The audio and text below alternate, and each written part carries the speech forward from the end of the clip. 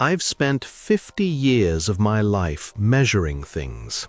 Milligrams, ounces, cc's.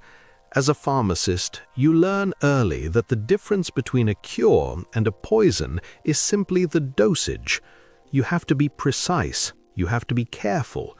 If you're off by even a fraction, someone pays the price. I'm 81 years old now. My name is Samuel Okafor.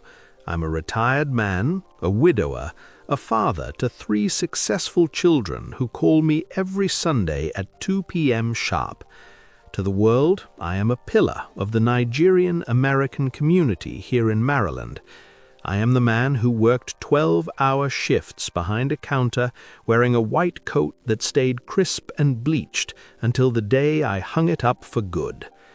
But for 40 of those years, I was also a chemist of a different kind. I was brewing something inside me, a specific potent mixture of pride, resentment, and what I told myself was justice. I wasn't just Samuel the pharmacist, I was Samuel the man who was right. And my brother, Chidi, he was the man who was wrong. It's a funny thing being right. It feels good at first. It feels like a warm coat you put on when the world gets cold. You wrap it around your shoulders and you think, I don't need anyone. I have my principles. I have the truth. But let me tell you something I learned too late. You can be as right as the day is long, and you can still end up totally alone in the dark. I wake up every morning at 6:30 a.m. My body doesn't know how to sleep in, even after all these years of retirement. I swing my legs off the bed and I feel it. That stiffness in the knees, the phantom ache in my lower back from decades of standing on hard pharmacy floors. I walk to the kitchen. The house is quiet. Too quiet. It's the kind of silence that has weight to it. It's the smell of lemon-scented floor wax and stale tea. I make my breakfast. 1 egg, 2 slices of wheat toast, a cup of Earl Grey. I sit at the mahogany dining table, the one my wife Ifeoma insisted we bought 30 years ago. It's big enough to seat 12 people, but most mornings it's just me and the ghost of the man I used to be. I look at the empty chair across from me and I think about 1985. That was the year the cage door slammed shut. Chidi and we were close once. Back in Lagos, we were the 2 bright stars of the Okafor family. I was the older one, the steady one, the one who studied until my eyes bled to get that scholarship to the States. Chidi was the younger one, faster, louder, with a smile that could talk a bird out of a tree. We came to America together. We shared a 1-bedroom apartment in the Bronx that smelled like fried plantains and damp wallpaper. We promised each other we'd build an empire. Then came the business, a small medical supply venture. We were going to bridge the gap between the US and home. I put up the capital, every cent I saved, working double shifts. Chidi handled the logistics, and then he lost it. That's what he called it, a bad investment. He said, a misunderstanding of the contracts, he claimed. But I saw the books, or rather, I saw the gaps in the books. To me, it didn't look like a mistake. It looked like a betrayal. It looked like my brother had taken my sweat and my blood and gambled it away on a dream he didn't share with me. I remember the night I told him to leave. It was raining. One of those cold, miserable October rains that turns the city gray. I don't want to hear your explanations, Chidi, I told him. My voice was like ice. I was 41 years old then. I felt powerful in my anger. You stole from me. You stole from your own blood. He stood in the doorway of that cramped apartment, holding a cardboard box. He looked smaller than I'd ever seen him. "Samuel," he said, his voice shaking. "It wasn't like that. Let me show you the papers. There were fees we didn't account for. The port authorities in Lagos, they—" "Get out," I said. I didn't yell. Yelling is for people who aren't sure of themselves. I was a pharmacist. I was precise. I reached out and I closed the door. Click. I thought I was locking him out. I really did. I thought I was protecting myself. I thought I was setting a boundary. I told Ifemo, "We do not speak his name in this house. He is dead to us." And for 40 years, I kept that vow. 40 years. Think about that number for a second. In 40 years, the world changed. The internet was born. My children grew up, graduated, got married. My hair went from black to pepper to the color of a winter cloud. Ifemo passed away 6 years ago, holding my hand and whispering that I should call my brother before she went. Even then, with her dying breath in the room, I felt that stubborn copper-tasting pride rise up in my throat. I patted her hand and I lied to her. I said, "Don't worry about that now, my love." I stayed in my cage. I spent my days at the pharmacy, counting out pills for other people's pain. I'd see families come in, brothers helping each other, sisters laughing, and I'd feel a sharp pang in my chest. But I'd push it down. I'd tell myself, "They don't know. They haven't been betrayed like I was. I'm the strong one. I'm the one who didn't buckle." I lived my life by the Okafor standard. I was successful. I was respected. But every time I saw a man with Chidi's gait or heard a laugh that sounded like his, that deep, belly-shaking Lagos laugh, my heart would harden just a little bit more. It was like a slow-moving calcification. I thought I was winning. I thought by holding on to that grudge I was keeping Chidi punished. I imagined him out there somewhere, feeling the weight of my silence. I wanted my absence in his life to be a hole he could never fill. But here is the secret I didn't realize until I was 81 years old. Silence doesn't just punish the person you're not talking to. It starves the person who is refusing to speak. I was the one sitting in a house that felt like a museum. I was the one who had no one to talk to about the way the air smelled back home before a storm. I was the one who had deleted half of my own history because I couldn't bear to look at the parts where he was present. Then, 3 weeks ago, something happened. It was a Tuesday. It was raining, the same kind of cold gray rain that had been falling 40 years ago. I was sitting at this very table, finishing my tea. The mailman had shoved a thick envelope through the slot. I usually get bills, catalogs for orthopedic shoes, the occasional letter from a cousin in Enugu. But this was different. It was a manila envelope, heavy and slightly crumpled at the corners. There was no return address, just my name written in a hand that looked familiar, a hand that was shaky, the letters leaning to the right, just like they used to in the margins of our old school books. My heart did something strange. It didn't beat, it thudded. Once, twice. I didn't open it right away. I let it sit there on the mahogany wood. I went to the kitchen and washed my teacup. I dried it. I put it away. I straightened the napkins. I was trying to use my pharmacist brain, the one that stays calm, the one that measures things. but my hands were shaking. I came back to the table. I took a deep breath.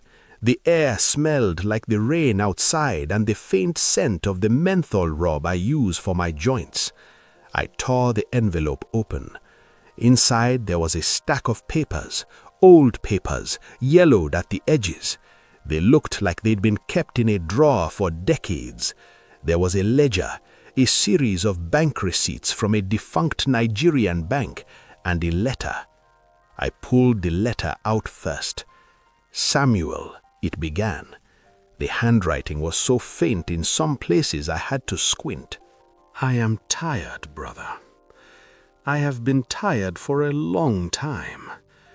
I know you won't take my calls, so I am sending you the only thing I have left, the proof. Not for your money. God knows we are both past needing that now. But for your heart. I never stole from you. I was a fool, yes. I was reckless, but I never stole. I felt a coldness spread from my stomach to my fingertips. My internal monologue, that voice that had been telling me I was the victim for 40 years, suddenly went quiet.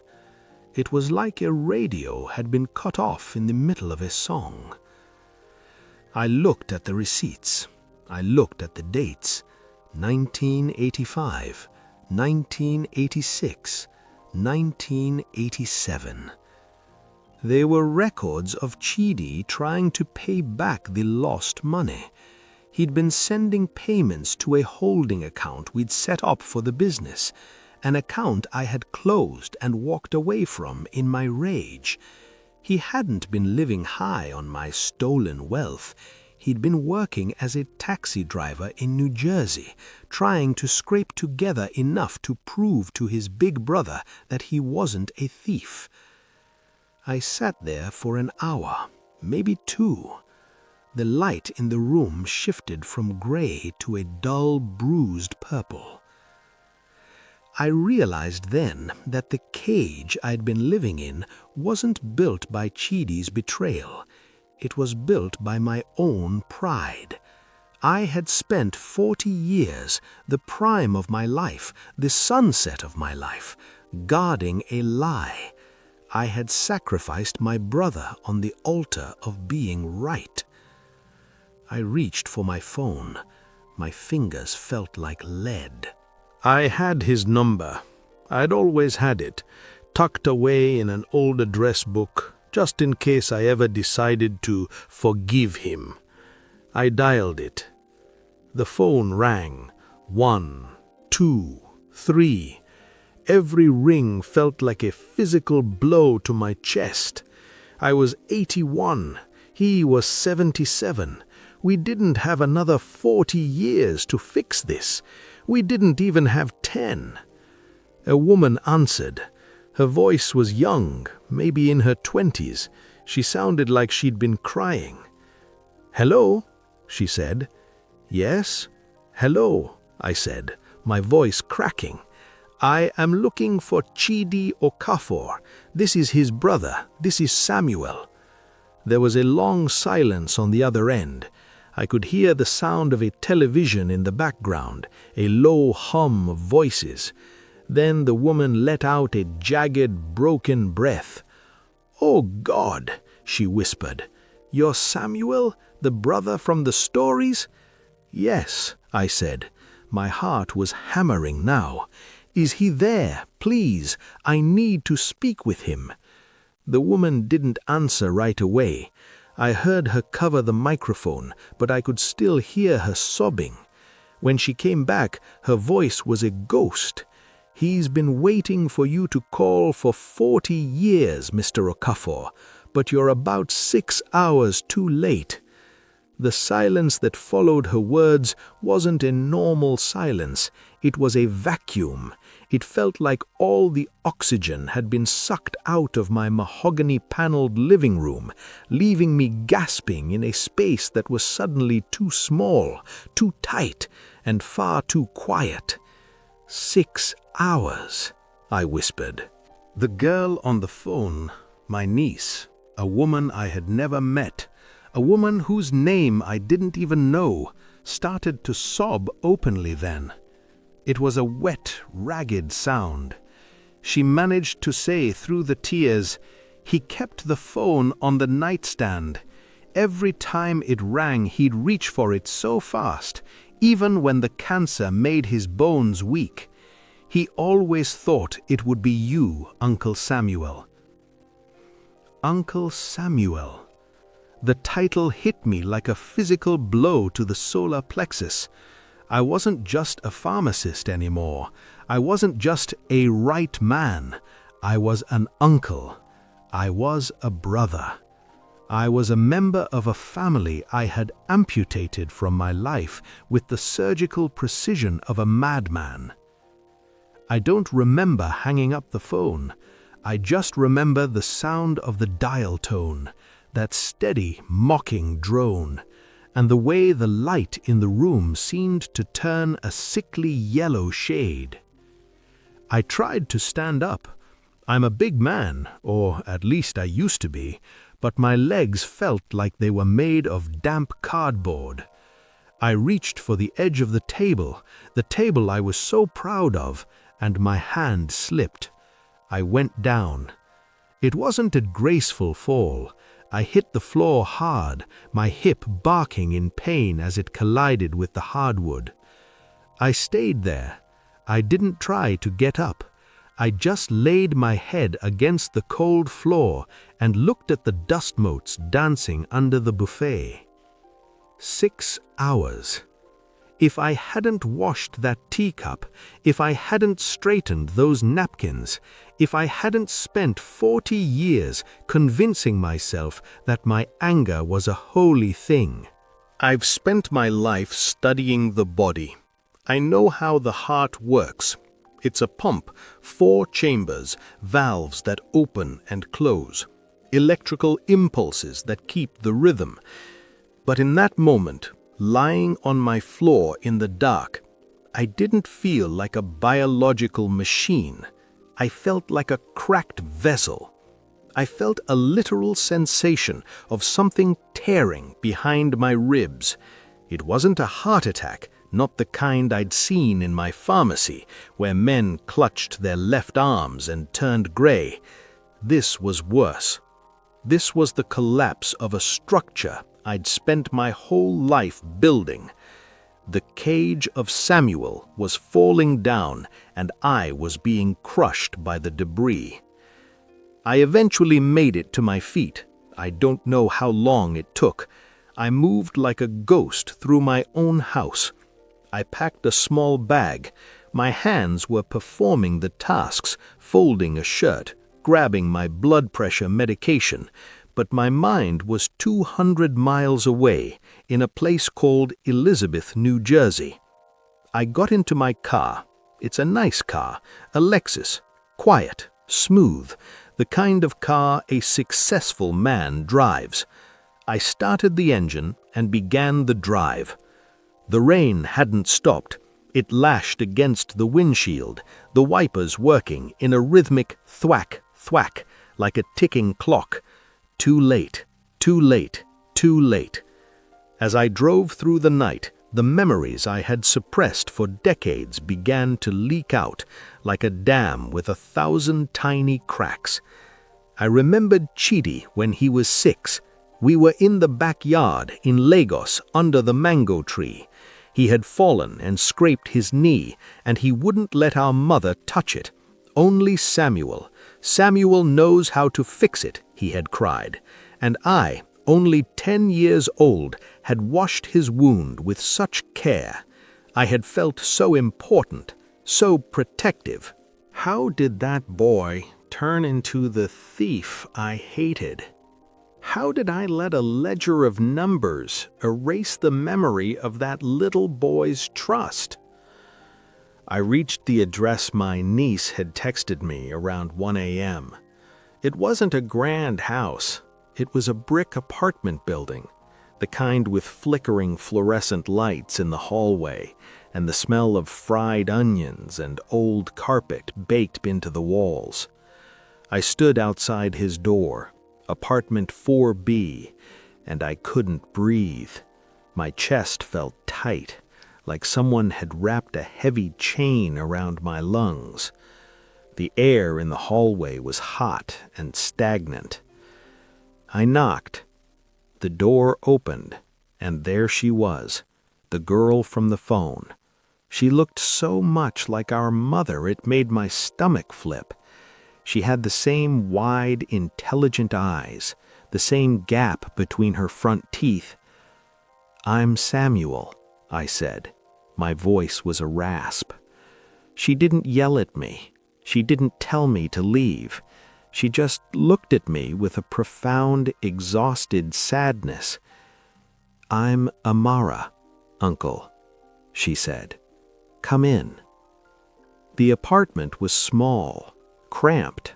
It was a far cry from my 4-bedroom house in Maryland. There were stacks of books everywhere, African literature, medical journals, old newspapers, and on every wall there were photos.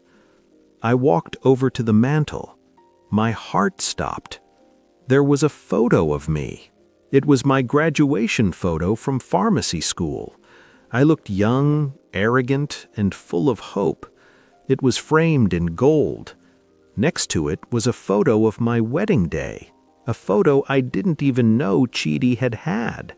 He had cropped himself out of the memories, but he had kept me right in the center of his home. "He talked about you every day," Amara said. She was standing in the kitchen doorway, holding a mug of tea. "I treated him like a criminal," I said. "I was looking at a photo of Amara as a little girl. I let him live 10 miles from me for years, and I never once asked if he had enough to eat." "He wanted to reach out," she said softly, "but he was ashamed, Samuel. He felt he had failed you. He spent his whole life trying to earn enough to pay you back that initial investment plus interest. He wouldn't buy a new car. He wouldn't move to a better place. He just saved, and he waited for the day you'd be ready to listen." I felt a surge of nausea. I looked at the small, worn-out sofa. I looked at the scuffed linoleum. I had been living in luxury, while my brother lived in a self-imposed penance, all because I wouldn't take a single phone call. I thought I was the one being just. I thought I was the one with the high moral ground. But looking around that room, I realized that I was the one who was poor. I had all the money, the success, the clean white coat. But Chidi had love. He had his daughter. He had the truth. I asked if I could see him. Amara took me to the funeral home the next morning. The room was cold, sterile, smelling of lilies and formaldehyde, the scent of my ultimate failure. They led me to the casket. There he was, my little brother. His hair was white, his face lined by a hard life. He looked peaceful, but to me he looked like a verdict. I touched his hand. It was so cold. I had spent my career dispensing life-saving medicine, teaching people how to survive, yet standing there I realized I knew nothing about healing. I had let a 40-year wound fester, then cut it off and pretended I didn't need it. I leaned close and whispered, "I'm sorry. I was wrong. Please forgive me." The silence answered. No sign, just the hum of the air conditioner and 40 years of wasted time. I stayed for hours, telling him everything about his nieces and nephews, Ifeoma's last days, the pharmacy, trying to fit 40 years of brotherhood into a few hours. But the real collapse came later. Back at the apartment, Amara handed me a small locked box. Inside wasn't money. It was every letter I had ever sent him, unopened. On each envelope, Chidi had written a date and a note. "Samuel is still angry. I will try again next year." I am so proud of him. My heart is tired. I hope I see him before I go. I fell to my knees.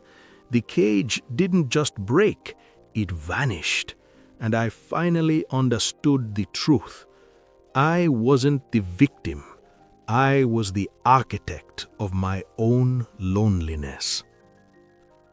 Back in my big, empty house, success looked like a museum to pride. I sat at the long table with proof in my hands, knowing the one person who needed to hear, "I believe you," was gone. I am a pharmacist. I understand half-lives. I thought bitterness would fade. It doesn't.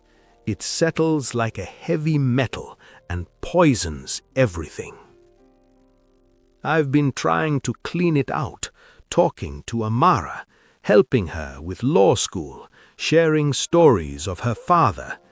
It helps, but there's no cure for 40 years lost to being right. Listen to me. I'm 81. You think you're holding a grudge. You're wrong. It's holding you. It eats your memory and turns family into enemies. I built a cage out of principles and pride. Dignity is a cold companion when the house is quiet. If there is a name you've crossed out of your life, I'm begging you, pick up the phone. Don't wait for the right time. Pride is just fear in a nicer suit. I'm Samuel Okafor. I gave out medicine, but I was the one who was sick. Don't wait until the only thing left to say is "I'm sorry" to a cold casket. Forgive them, not because they deserve it, but so you don't spend your last years wondering what 40 lost years might have sounded like if they'd been filled with laughter instead of silence. Wake up before the clock hits 0.